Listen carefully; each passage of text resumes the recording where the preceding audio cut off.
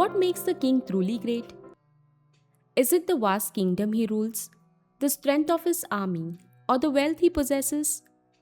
History has remembered many powerful kings, but only a few earned a place in people's hearts through their righteousness. One such king was Shibi, the noble son of King Ushinara. His name became a symbol of compassion, generosity, and unwavering commitment to Dharma. So great was his character that sages praised him, kings respected him, and even the gods chose to witness his virtues for themselves. But before the extraordinary test took place, an incident revealed why King Shibi was already regarded as one of the noblest rulers of his time. One day, King Suhotra of the Kuru dynasty was returning after spending time in the company of great sages. As he travelled home, another royal chariot approached from the opposite direction. It belonged to King Shibi. When the two kings met, they exchanged the respect due to one another. But neither moved aside to let the other pass. Both believed the other to be equal in honor and virtue, and neither felt it was right to claim superiority. At that moment, Sage Narada arrived. Seeing both chariots standing still, he asked why neither king was moving. The kings explained that the road should be given to the one who was greater. Since each considered the other is equal, neither wished to step aside. Sage Narad smiled and offered them a lesson that went far beyond deciding who should pass first. He said that even a cruel person often softens when treated with kindness. Cruelty is usually shown only toward those who respond with cruelty. But a truly noble person remains kind even toward the wicked. If he can show goodness to those who do not deserve it, then showing kindness to the virtuous comes naturally to him. He continued by saying that even ordinary human beings are capable of repaying a single act of kindness many times over. Gratitude is not a quality reserved only for the gods. Then Sage Narad looked at King Suhotra and said that in this matter King Shibi had shown greater nobility. A person of low character should be won over through generosity. A liar should be defeated by speaking the truth.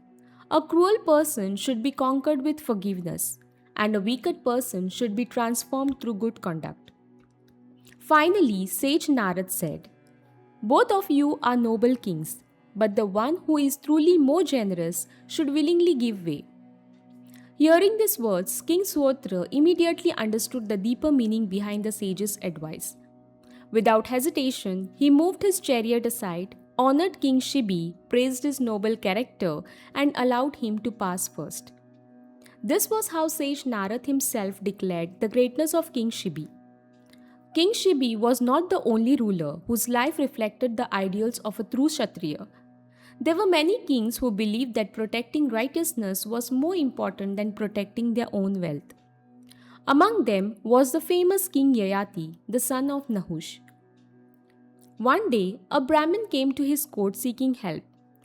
He had promised to offer Guru Dakshina to his teacher but did not have the means to fulfill his promise.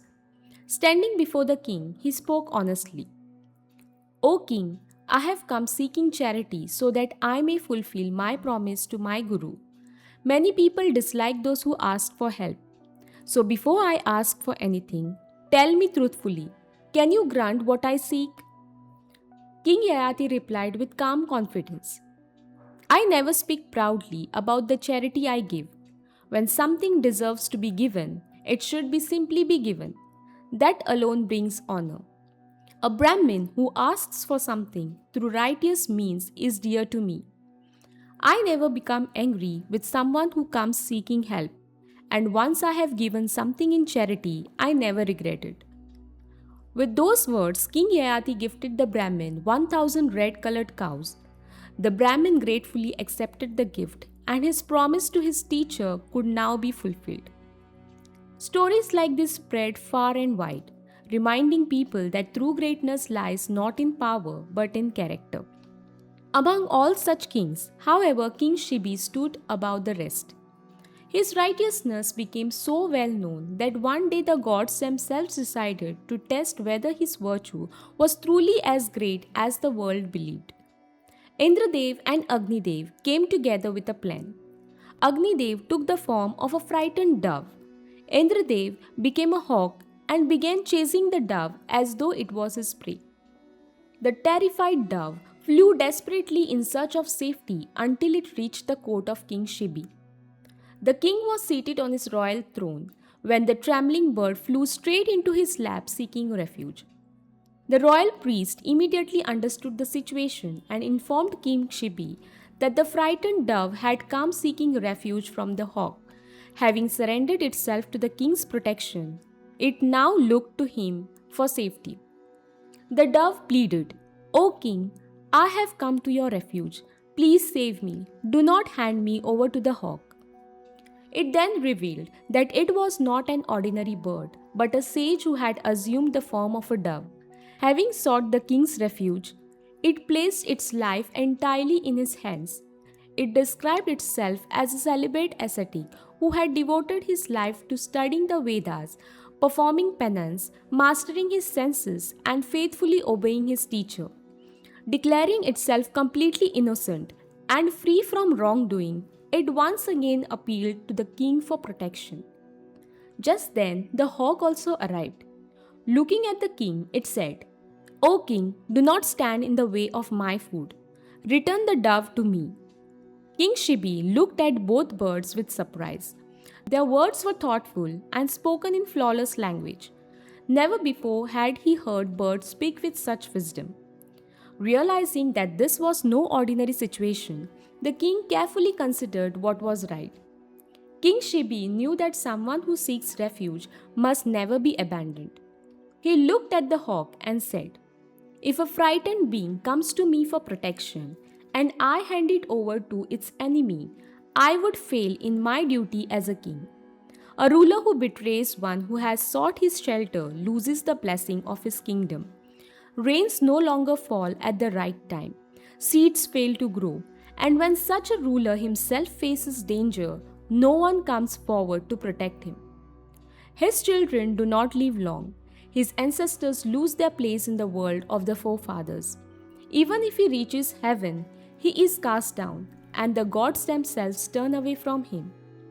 I would rather give up my own life than break the promise of protection.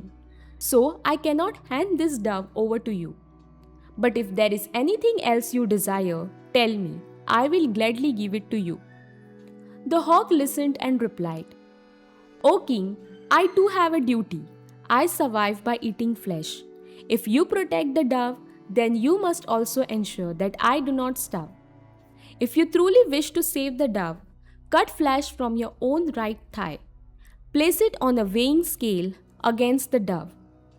Give me flesh equal to the dove's weight, and I will live without harming it." King Shibi accepted the condition without hesitation. He ordered a weighing scale to be brought before the court. The dove was placed on one side. Then, taking a sword, the king cut a piece of flesh from his own right thigh and placed it on the other side. Everyone watched in silence, but the dove still weighed more. The king cut another piece of flesh.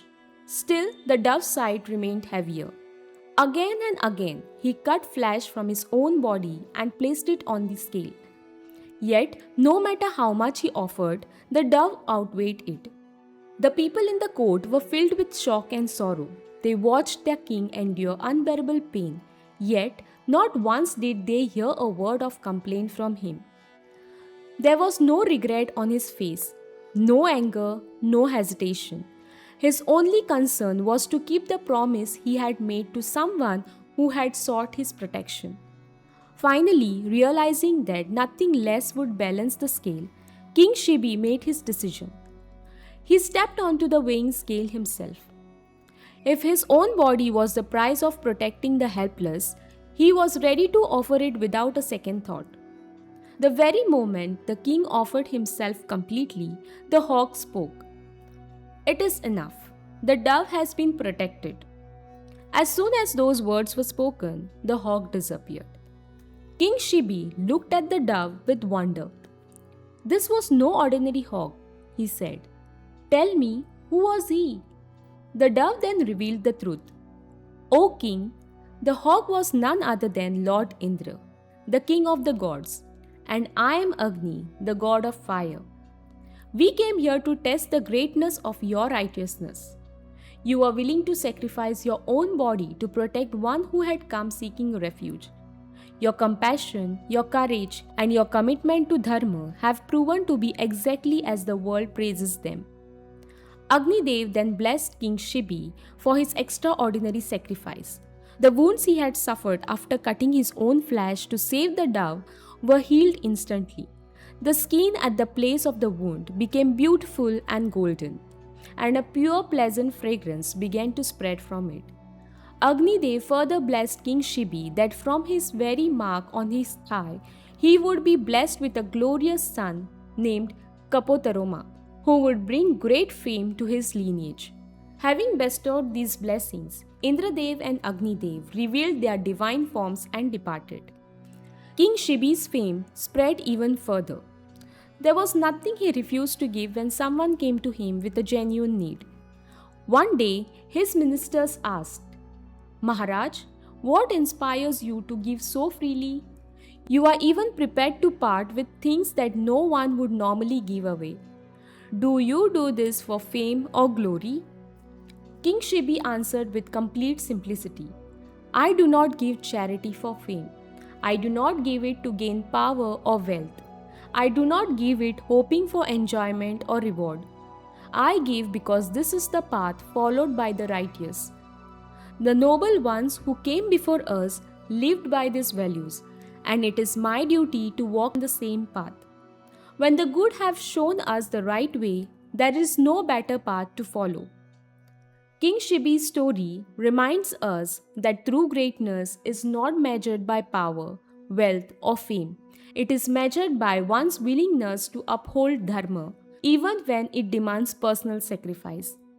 In Sanatan Dharma, Dan is not merely an act of giving away wealth. It is an expression of compassion, selflessness, and a sense of duty. The scriptures repeatedly teach that the values of a gift lies not in its size, but in the purity of the intention behind it. Charity offered with humility, without expecting praise or reward, is considered the highest form of giving. King Shibi lived by this very principle. He sought neither fame or recognition. He gave simply because it was the path of righteousness followed by the noble before him. In many stories of Sanatan Dharma, the noblest individuals are tested, not to make them virtuous, but to reveal the virtue they already possess. King Shibi's story is one such example. Perhaps that is why his story has endured for thousands of years, not as the story of a powerful king, but as the story of a man who proved that protecting those who seek refuge and giving without selfish motives are among the highest ideals of Sanatan Dharma. If you enjoyed this story, don't forget to like, share, and subscribe to Vibes of Divinity. Inspire and stay inspired. Stay blessed. Thank you for watching. We'll see you in the next divine story. Jai Shri Krishna.